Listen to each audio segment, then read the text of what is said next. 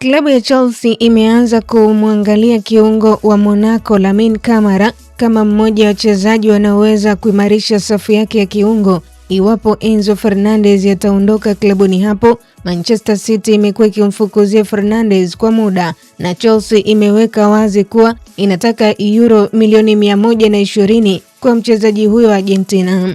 Chelsea imeripotiwa kuanza kufanya mawasiliano kuhusu Camara ambaye amekuwa akivutia klabu kubwa kutokana na kiwango chake Monaco na timu ya taifa ya Senegal. Kiungo huyo mwenye umri wa miaka 22 yuko tayari kuondoka Monaco, lakini anatamani kujiunga na klabu kubwa yenye ushindani wa juu, jambo linaloifanya Chelsea kuwa moja ya maeneo yanayoweza kumvutia. Crystal Palace tayari ilihusishwa na ofa ya euro milioni 50 kwa Camara, lakini mchezaji huyo haonekani kuwa na msukumo mkubwa wa kuhamia Crystal Palace. Badala yake anatajwa kupendelea klabu yenye hadhi kubwa zaidi, malengo ya kushindania mataji katika soka la England, hali inayoweza kuipa Chelsea nafasi nzuri katika mbio za kumsajili nyota huyo.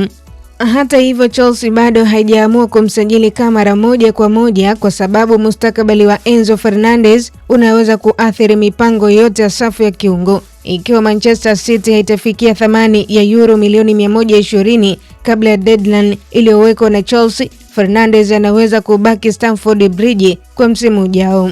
Camara pia si chaguo pekee la Chelsea. Klabu hiyo imekuwa ikifuatilia kiungo mwingine akiwemo Alex Scott wa Bournemouth, Adam Wharton wa Crystal Palace. Wharton amekuwa akihusishwa kwa muda na Chelsea huku thamani yake ikitajwa kuwa kubwa, hivyo Chelsea inaweza kuwa na chaguo kadhaa endapo ikihitaji kuimarisha safu ya kiungo katika dirisha la usajili. Kwa update zaidi za kimichezo na burudani, endelea kutufuatilia kwenye mitandao ya kijamii Instagram, Facebook na Twitter. Tufollow kama Kasako Media. Usisahau kusubscribe na ubonyeze alama ya kengele ili uwe wa kwanza kupata taarifa mbalimbali. Jina langu naitwa Official Diaga.